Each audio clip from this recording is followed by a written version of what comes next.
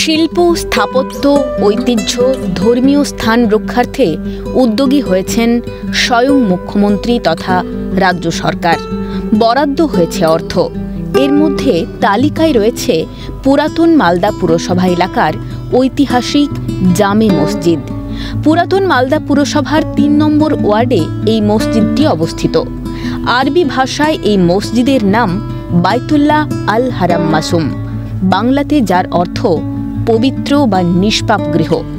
এই মসজিদ সম্পর্কে অন্যতম ইতিহাসবিদ রাধা গোবিন্দ ঘোষ তার বইতে এই মসজিদের ইতিহাস সম্পর্কে লিখেছেন, 1455 থেকে 1596 খ্রিস্টাব্দের মধ্যে পুরাতন মালদা এলাকায় প্রচুর মসজিদ নির্মিত হয়। তার মধ্যে বেশ কিছু ধ্বংস হয়ে গিয়েছে, বেশ কিছুর অস্তিত্ব এখনো আছে। তার মধ্যে অন্যতম এই মসজিদটি।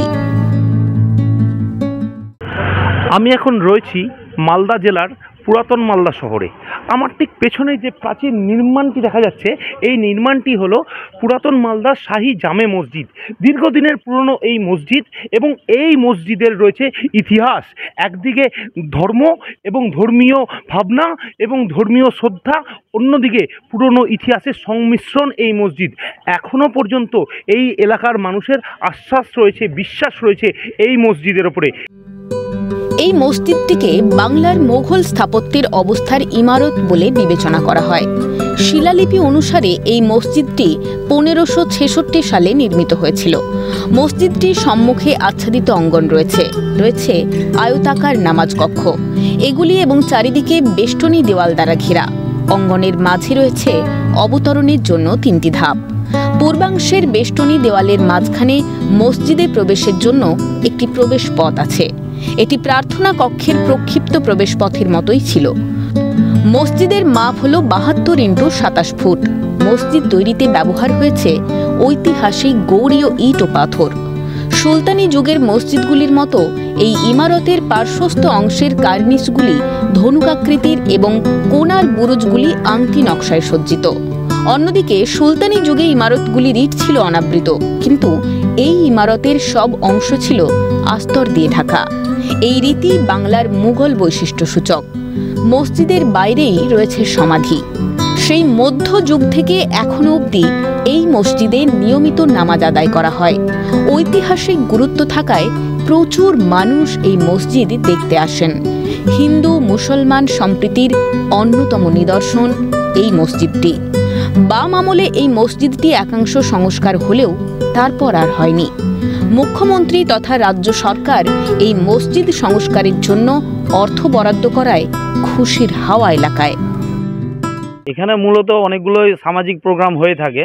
এখানে শুক্রবারে পরে নামাজ আদা হয়।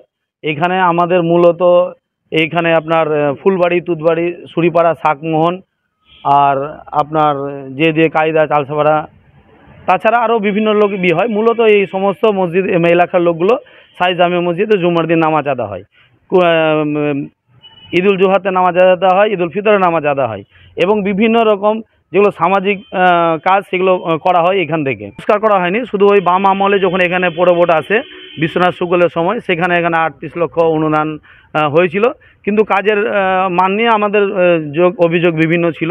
খুশি হলাম সত্যি কথা, মমতা বন্দ্যোপাধ্যায় যদি আমাদের ডেভেলপমেন্ট ফান্ডের জন্য যদি দেয়, আমরা তাকে শুভেচ্ছা এবং আন্তরিক অভিনন্দন জানাই। আপনার পুরাতন মালদাবাসী হিসেবে কতটা গর্বিত আপনি? আমি খুবই গর্বিত, এবং কি আমার এই সমাজের যতজন আছে, আমরা যত সমাজ মিলে এখানে নামাজ পড়ি, তাদের জন্য আরও আনন্দের ব্যাপার। হ্যাঁ, এবার দেখেন এই যে মাথায় ছাদ নাই, আমরা এই রৌদ্রের ভিতরে এখানে নামাজ পড়ি, কারণ মসজিদের ঐতিহ্যটাকে রক্ষা করার জন্য। আমরা তো ভাবতে পারি যে টিন দিয়ে আমরা একটা সেটিং করে দেবো, কিন্তু আমরা করি না।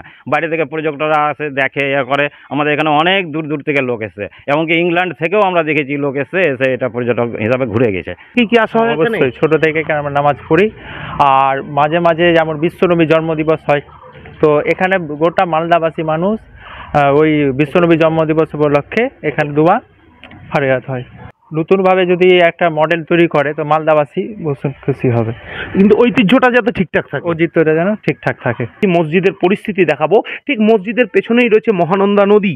ঠিক সেই মোগল আমলে এখানে বণিকরা আসে এবং বণিকরা এখানে বাণিজ্য করতে আসে এবং বাণিজ্য করার সময় তারা এই মসজিদটি নির্মাণ করে মহানন্দা নদীর ধারে। একটা সময় ঠিক মসজিদের পাশ দিয়েই বইতো মহানন্দা নদী, ঠিক পাশেই এখানে মসজিদটি নির্মাণ করে।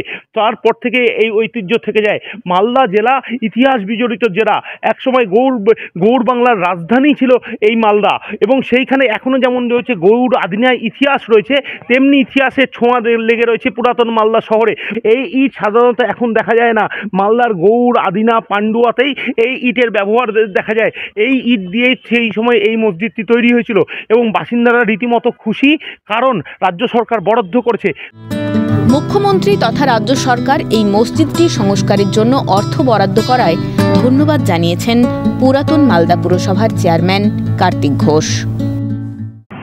অ্যাকচুয়ালি আমাদের যে পশ্চিমবঙ্গ সরকার রয়েছে, যার মুখ্যমন্ত্রী আমাদের রাজ্যের সম্মানীয় মমতা বন্দ্যোপাধ্যায়, তিনি সর্বধর্ম সমন্বয়ের কথা বলেন। গভর্নমেন্ট এখন দেখছেন যে যে ধর্মীয় স্থানগুলো আছে, যেমন একদিকে ডেভেলপ, যে সার্বিক ডেভেলপ, এবং তার সঙ্গে সঙ্গে যে হেরিটেজ হিসাবে আছেন, যে আজ থেকে 300 বছর 400 বছর আগের আছে, 500 বছর আগের আছে, সেগুলোকে হেরিটেজ হিসাবে সেগুলোকে কিছু সংস্কার করছেন।